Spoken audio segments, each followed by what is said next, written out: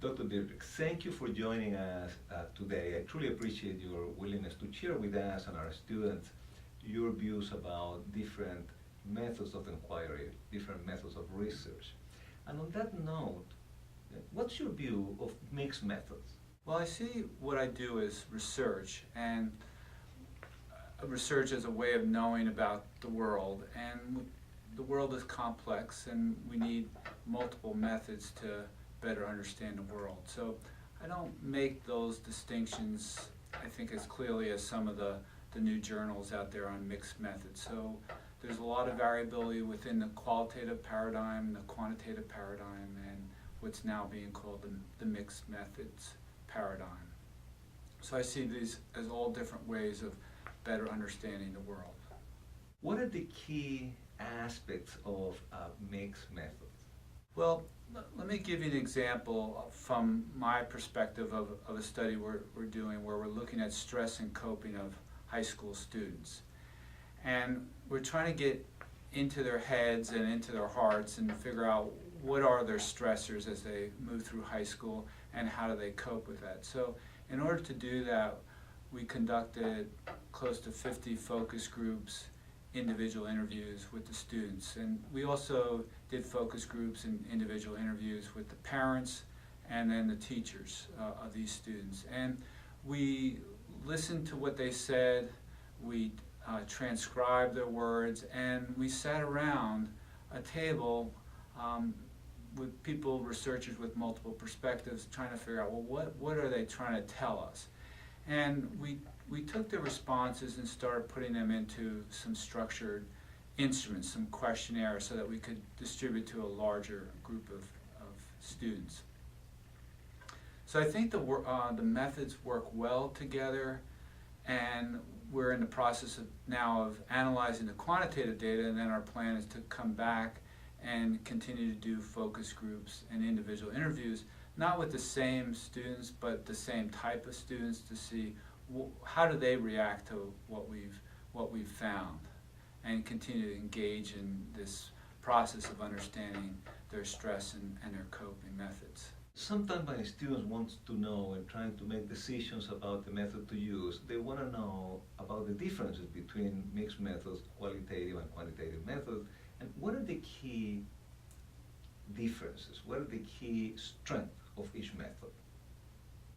I think the notion of trying to do a mixed method dissertation, you do need skills in different areas, which may be tough to get that level of expertise. So when you're doing a grant where you may have multiple individuals with that type of background, I think it's a little bit easier. And then as far as resources go, I think it takes much more time, it's more labor intensive. And so I think from an individual standpoint, it's tough to enact that type of study. But with a team, I think it's much more doable. Now, do you see their applications as differential based on the questions you are trying to address? And if that's the case, what would be the type of questions more suitable to be answered using qualitative, quantitative, or mixed methods? Well, I think all questions that we try to look at are going to be complex enough and significant enough that we want to use every possible method to try to get some insight into the question. But I also see research as taking place over time, so it's not like we answer all of our questions at one given point in time. So it's an ongoing process. Can you share with us an example of your research involving mixed methods? The earlier example, I think, is a good one of using multiple methods to explore something that's complex. Another study that I'm involved in now is a more, I guess, traditional quantitative study where we're in the school systems and we're manipulating an instructional approach. And whereas it would be nice to get more information from the individual students about how they're reacting to the program, and it would be great to sit down with the teachers and the administrators to see what they think. we really were given limited access to the teachers and the students. So we would like to do more, but there are some times where we have to narrow our focus, and at this point our main goal is to better understand whether this manipulation of an instructional approach is having an impact on students' math achievement.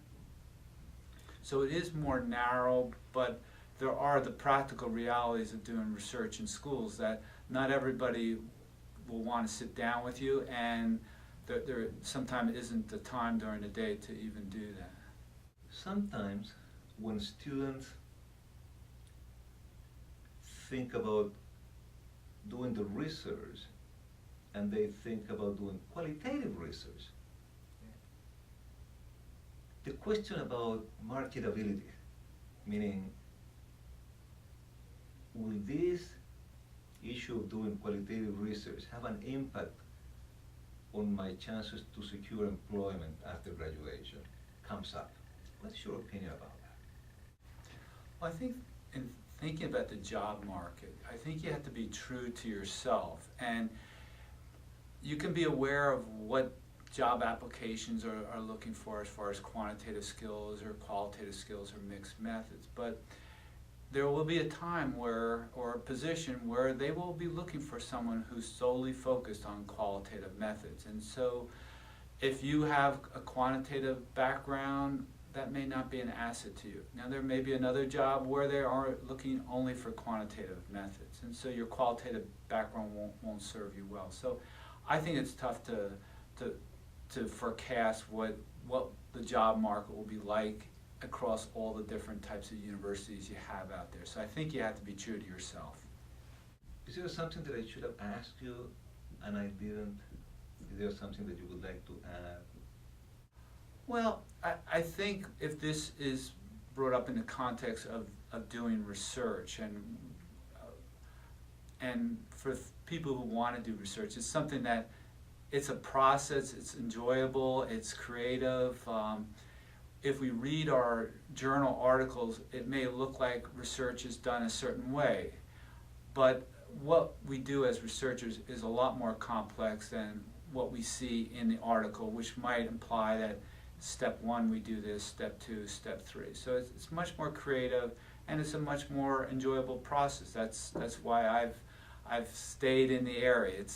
It's because it's something that I like to do.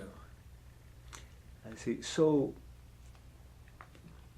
a number of times there are sort of ongoing debates among my students related to specific issues, especially with qualitative research, because they feel that they have concerns about the small n's, for example, and the idea of extrapolating from that small n to the larger population. What would you respond to that?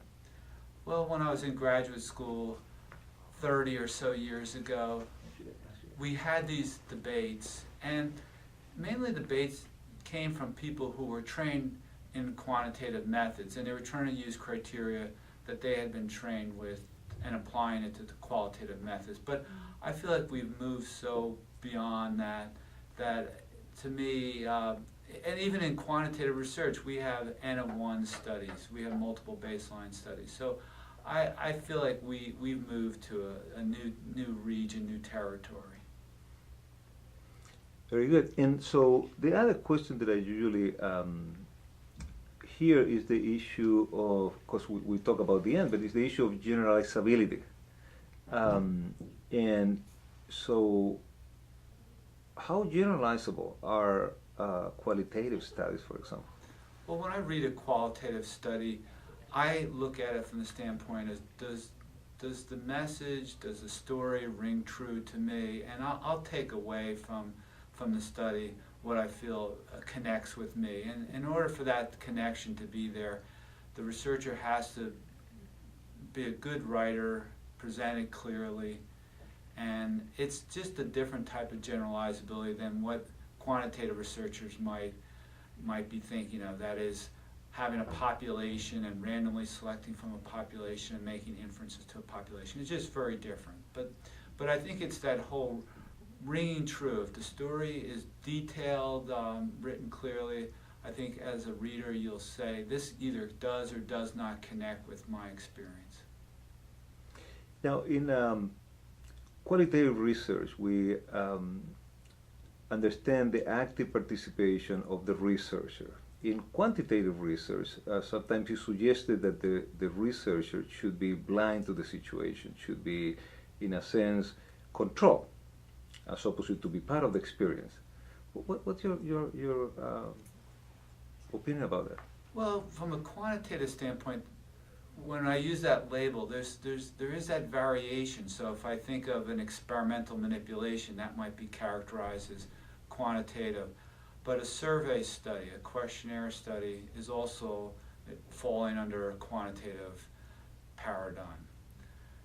When we put questions on a questionnaire, we are making judgments as researchers of what we put on the questionnaire, and then we make interpretations of the results. So the researcher is still involved at some level, maybe not as involved as if you were doing, say, individual interviews with participants. But there are decisions made at every step of the way in the research process, and the researcher is part of it. So it's not possible to totally remove the researcher.